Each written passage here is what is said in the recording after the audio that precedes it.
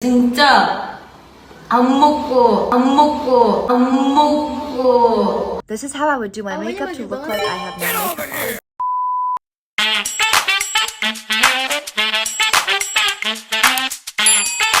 Siapa di sini yang gak motret mempesona? Kulit mulus, badan seksi, semuanya terlihat muda, no shame. Muda, bertalenta, talentanya dipuji. Seolah semua orang tahu namanya. Pakai baju apa terlihat cakep. Dan selalu happy. Terlihat begitu menyenangkannya dunia para good looking, tetapi sekaligus membosankan bagi mereka yang tidak lolos kualifikasi hingga adanya beauty privilege.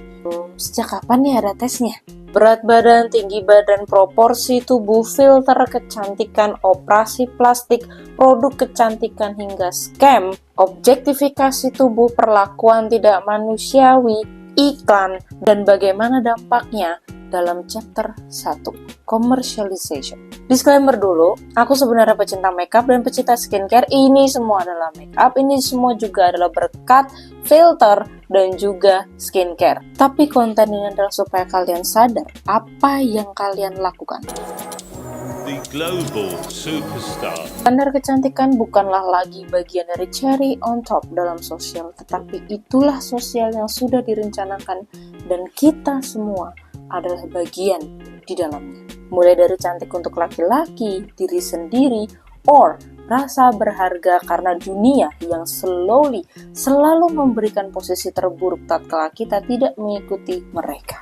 Hal ini sudah ada dan menjadi representasi dari tahun ke tahun dari para selebriti dan para model yang menonjolkan tidak hanya bakatnya tetapi juga kembali lagi ke beauty, di mana yang lolos kualifikasi akan mudah dan dimudahkan dan yang tidak berjuang sendiri atau jadi bahan cemooh tanpa sadar akan adanya karakter komersial yang akan selalu ada hanya pada saat kamera menyala, yang akan menciptakan halo effect yang secara tidak sadar membuat kita memilih seseorang dengan wajah yang lebih meyakinkan. Simply as, kalian pikir ini adalah karakterku di dunia nyata. Could be yes, could be no. Personal branding, baby. Sekarang bayangkan, kamu percaya diri, cantik dan berharga, punya passion untuk sukses, lalu semua orang berkata kepadamu, carilah pekerjaan. Dan kamu mencari pekerjaan dengan kualifikasi berpenampilan menarik. Dan ketika kamu mendaftar, kamu melihat perempuan di samping kirimu tinggi, kulit mulus, dan kurus.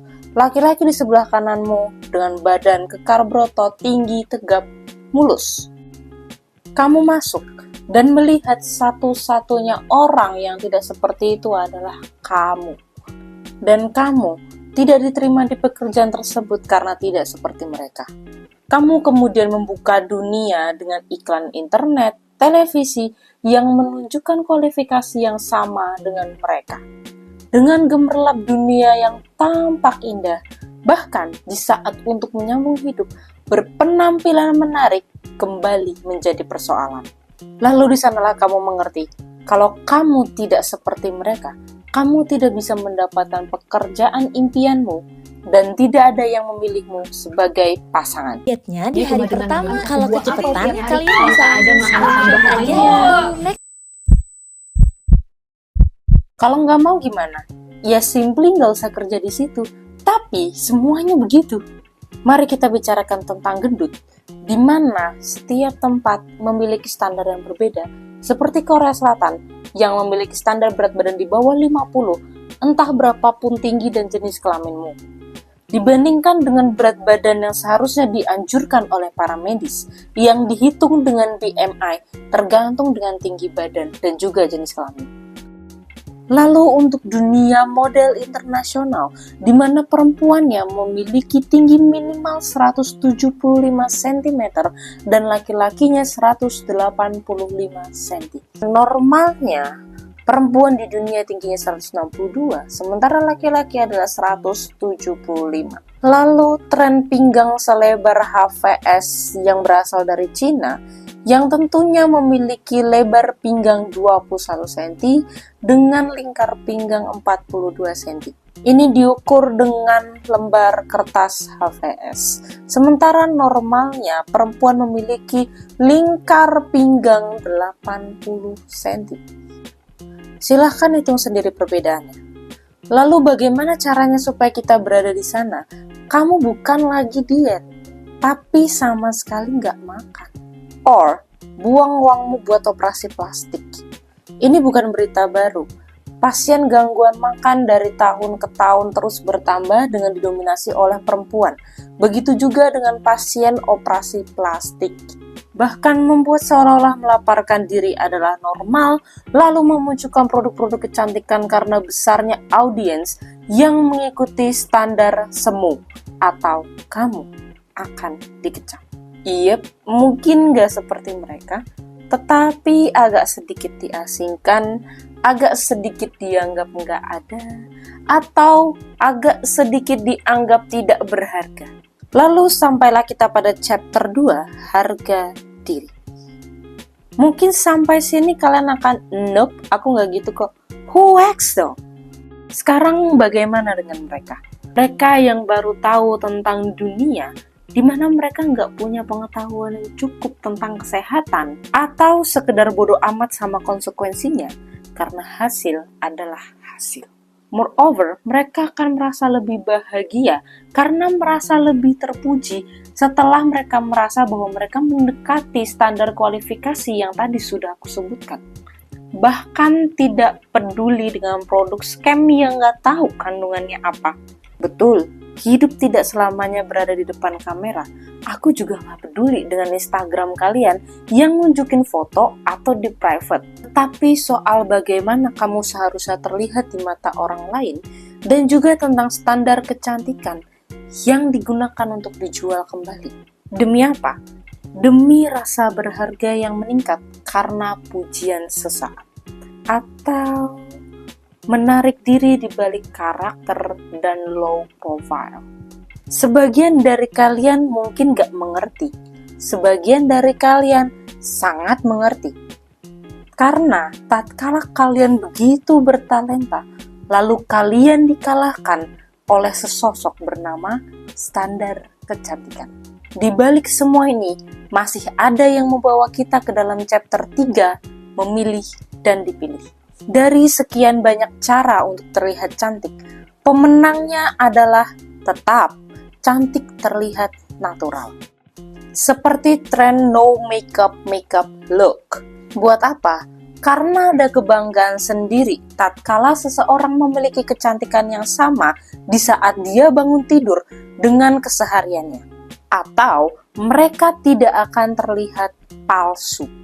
Ini akan menciptakan standar bahwa seseorang yang terlihat cantik natural adalah sempurna dari lahir, dan seseorang yang berusaha untuk cantik adalah terlihat palsu dan pencari perhatian. Jadi belajar kecantikan supaya kamu dipilih, tetapi tidak boleh terlihat ingin dipilih. Gimana tuh?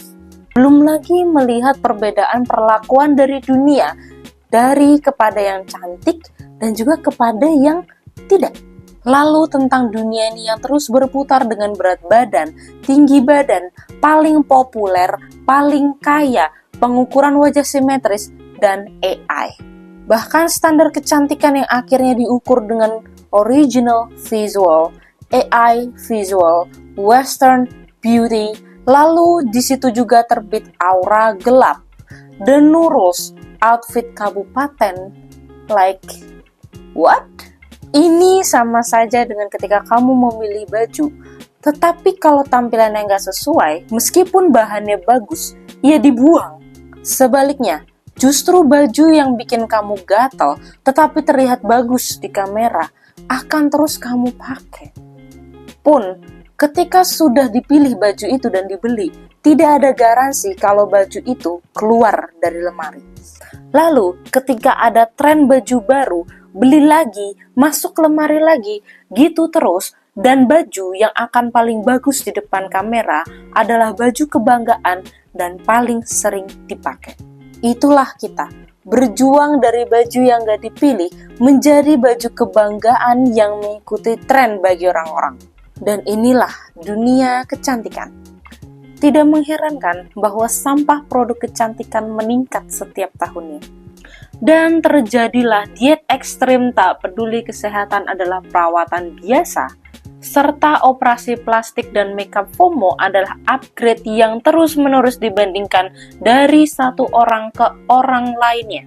Lalu, kalau kita tertinggal dari tren, kita tidak akan mendapat pujian, bahkan dicemooh. Sama seperti keberadaan iPhone terbaru, di mana yang punya akan terlihat paling kaya, paling keren, sementara yang punya Android atau iPhone terdahulu, biasa aja. Bahkan terlihat seperti barang buangan, meskipun usahanya lebih besar. Do you get it? Dan orang akan terus berusaha supaya dirinya lebih dianggap. Nggak peduli sesakit apa dan sekeras apa mereka terhadap diri mereka sendiri. Lalu anggaplah kamu menjadi baju yang paling best, paling okay, and you are a trendsetter now. Meaning, kamu adalah orang yang paling populer dan usahamu dihargai. Lalu terjadilah chapter 4, consumerism. Di mana ada nih yang bilang, kamu gendutan, kamu kurusan, atau kulitmu jerawatan, nggak terawat. Kamu panik dan terkejut seolah kamu merasa bahwa kamu semakin menjauh dari standar kualifikasi tadi. Lalu kamu melihat orang-orang yang kelihatannya lebih terawat, kulitnya lebih mulus, badannya lebih gendutan, lebih kurusan sesuai dengan tren saat ini. Seperti tren Korean glass skin, tren ini, tren itu, dan gak banyak orang yang tetap dengan dirinya sendiri. Mereka lebih banyak mengganti dirinya demi mengikuti tren yang ada. Berbulan-bulan kamu terus berusaha, lalu muncul jerawat lagi, dietmu gagal, dan kamu akan membenci kulitmu seolah-olah kulitmu adalah alasan kalau kamu semakin menjauh dari kualifikasi. Kulitmu adalah alasan kenapa kamu tidak dipuji dan akhirnya kamu ketinggalan kereta. Sekarang jawab pertanyaanku yang semuanya ada di chapter 5, The Trend, di mana masyarakat Indonesia sendiri menghabiskan 1,94 miliar dolar untuk kosmetik tahun 2024. Lalu promosi operasi plastik dari sebuah negara sebagai ajang untuk mendatangkan turis. Yep, make sense. Siapa yang gak mau menikmati indahnya budaya luar dengan makanannya, lalu keluar-keluar udah cantik aja. Not gonna mention, penyembuhan operasi plastik kan gak mungkin cuma 2 hari. Aku tahu, mau make upan, pakai filter, operasi plastik adalah pilihan masing-masing. But let me ask you this. Siapa sebenarnya yang buat kereta yang kamu pikir kamu bakal ketinggalan itu? Emang keretanya sebenarnya ada? Di balik semua uang yang kamu sisihkan untuk make up, skincare, bahkan operasi plastik, let me ask you once again, apakah kamu melakukannya untuk dirimu dan hanya kamu, atau untuk mereka, pujiannya, dan ilusinya? Lalu fokuslah untuk lebih percaya diri, bukan membuang uangmu untuk membeli kepercayaan diri. Lakukan apapun yang kamu mau, tetapi sebelum bertindak, jawab 2 pertanyaanku tadi, bukan karena FOMO atau karena mereka, tetapi apa yang sesungguhnya kamu dan tubuhmu perlukan dan butuhkan.